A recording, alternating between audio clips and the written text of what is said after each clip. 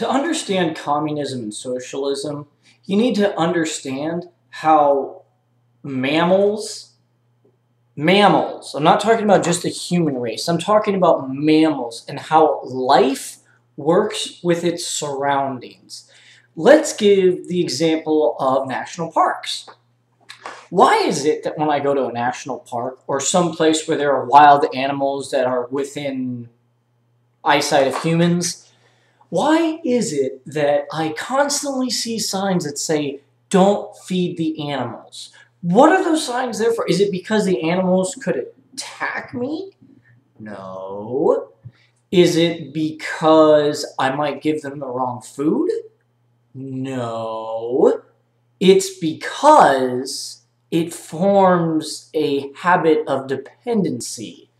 If I go to Visona Park every single day for 30 days straight and start handing out breadcrumbs and birdseed to all the little ducks and the pigeons and the geese, I do that for 30 days straight, I'm going to have quite a following. I'm going to have pretty much every single duck and everything that eats that kind of crap all around me. And then I'm not going to show up on that 31st day. What do you think is going to happen? All those ducks and geese and whatever are going to come over and go, "Wait, where's our food?" They stopped hunting. They stopped fending for themselves when they found out that there was an easier way. They could just, at 3 o'clock every afternoon, hop over to that bench over there, and there's a guy over there who's going to give us free food without us having to fight for it. Huh. So if that's the case with mammals, and I'm going to tell you right now that the human race has been so degraded that we're pretty much below mammals at an intelligence level right now. So if mammals act that way, why is it that we think that humans can buck that trend? You can't. The system doesn't work.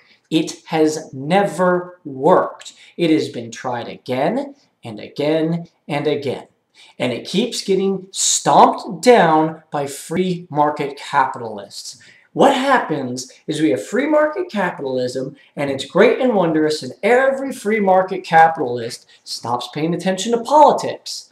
Then something terrible happens, which is what happens with all economies. Not every economy is infinite. You can't have an infinite economy. It has to grow, then it has to shrink a little bit. Then it has to grow, then it has to shrink. That when you breathe, you can't just keep breathing in. You got to exhale at some point. Okay? So, to get back to my point, where was I going with this? Because of the 2008 crash, the socialists and the communists came out of their mother's basements that they've been living in because they can't get a job because they're so feeling sorry about themselves for the fact that nobody's going to help them out. They've come out with their signs and they get this guy elected that literally has had zero experience running anything. Okay? And now you're seeing the trend of every free market capitalist coming out of their shells and fighting back. Communism and socialism is dying, and it once again will die again.